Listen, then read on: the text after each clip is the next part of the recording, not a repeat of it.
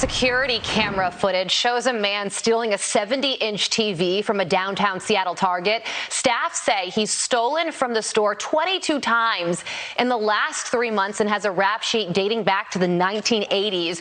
Joining me now, Seattle radio host Jason Rantz. Jason, this is a ridiculous situation to see a guy carrying a 70-inch screen TV out of a Target in broad daylight and thinking he can get away with it. He also has he's stolen from the store 22 prior times, has a rap sheet dating back to the 1980s. Clearly, a judge must have looked at this situation and said, okay, you're going to jail. Is that what happened?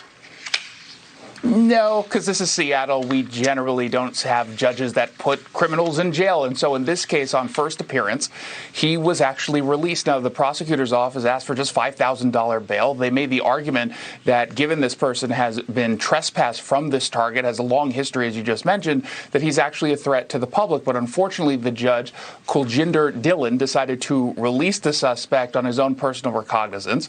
After some delay, they finally had an arraignment yesterday morning, and unfortunately, he's still not in jail. In this case, the judge, Melinda Young, according to the paperwork, it seems to indicate that the suspect either has COVID or maybe came in contact with COVID. There are mentions of having to quarantine for a quarantine period, so we're assuming that's what the case is. And now he's in a homeless hotel where he, I'm certain, is probably just completely being responsible and isolating from everybody else. Well, you know, honestly, Jason, I think that the criminal justice system and the mental health system in our countries have failed this person because he clearly has issues that need to be addressed. So how is arresting him and then releasing him back out onto the streets, how is that the solution or the right thing to do? Well, it's not. I mean, there's very clearly cases that people can be helped.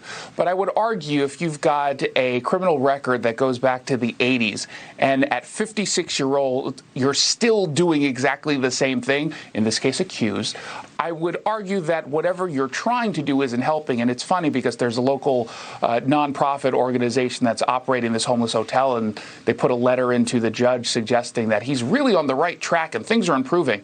Oh, my gosh. On what basis would anyone make that case? I mean, we're watching the video right now, Jason. It's just so brazen. It's a TV that is bigger than him, and he thinks that he could just walk out of the store with it.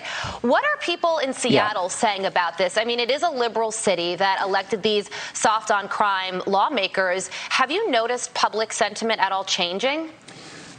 Yeah, there's definitely been an attempt at least to course correct. So for the first time in about 30 plus years, the city elected a Republican to citywide office. In this case, a Seattle City Attorney, Ann Davison, just got elected. And part of the reason was because of the out-of-control crime. Some of it is the petty stuff. Obviously, a misdemeanor would normally go to the city attorney, although we should note in this case it's going to the prosecutor because of the special circumstances around how often this person is accused of doing such things.